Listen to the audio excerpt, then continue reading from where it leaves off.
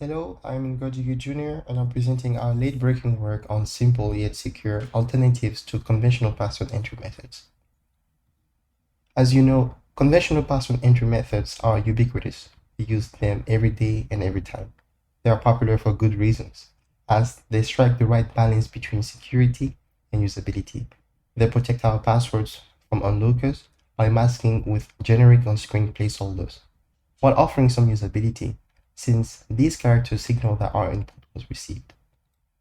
At a high level, our threat model applies to text-based password entry on desktops, where an attacker may only use recorded on-screen visual information. An example is a user entering their password, say while sharing their screen during a Microsoft Teams call. The attacker does not see the user's keyboard, but sees when on-screen characters appear. Recent research shows a vulnerability in this situation because of DDT, which stands for down time. These attacks use keystroke timing analytics, including information like the location of keys on common keyboards, the time interval between masking characters appearing on screen, and so on, to reduce the brute force search space. For example, given that the time interval for the first two placeholders in the picture was 250 milliseconds, the attacker can use pre-existing keystroke timing datasets to exclude diagraphs like MO or ON, but include diagrams like LA in the list of possible diagrams for which these placeholders appear.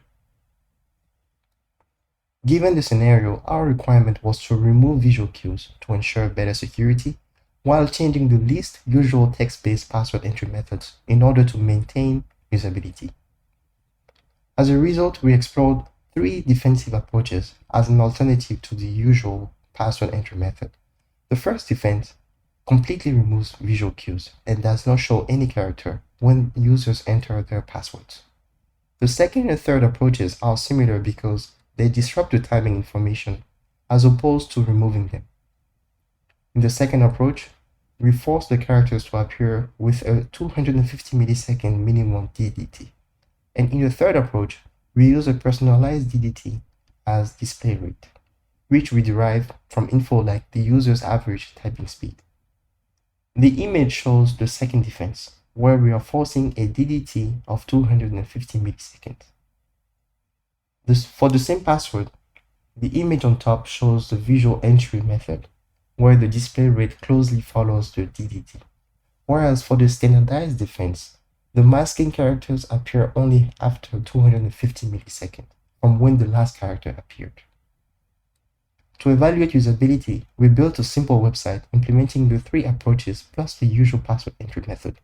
18 college students participated over 8 days. There were 11 majors represented. We collected quantitative information such as typing speed, number of errors, and the usability rating in a 7-point Likert scale. Each participant was randomly assigned a password that they kept throughout the sessions. Each session randomized the order of the defensive methods and the usual password entry. To evaluate security of the defense mechanisms, we replicated part of the machine learning-based attack in the paper where the DDT-based attack was studied. On usability, participants were not generally opposed to the defensive methods except for method 1, where we removed all visual cues. In addition, Defense 1 led to more errors and retries. Overall, Defense 2B was the second most usable for the users. The graph on the right shows the rated usability from participants over the 8 sessions. And as we can see, Defense 2A followed closely and Defense 1 was last. On security, our results confirmed that changing the timing information made the attack less effective, and as the graph shows, the average attempts before guessing kept increasing as we increased the minimum DDT threshold. In conclusion, we've seen how Defense 2B seemed to be a viable option for many. An interesting point to note is that the usability for all approaches kept increasing, as some of the quotes below show. We've also shown that altering the timing information was enough to weaken the attack. Organizations may use different defenses per user segments and security requirements. We encourage you to read the paper and learn more about our work. Thank you for your time.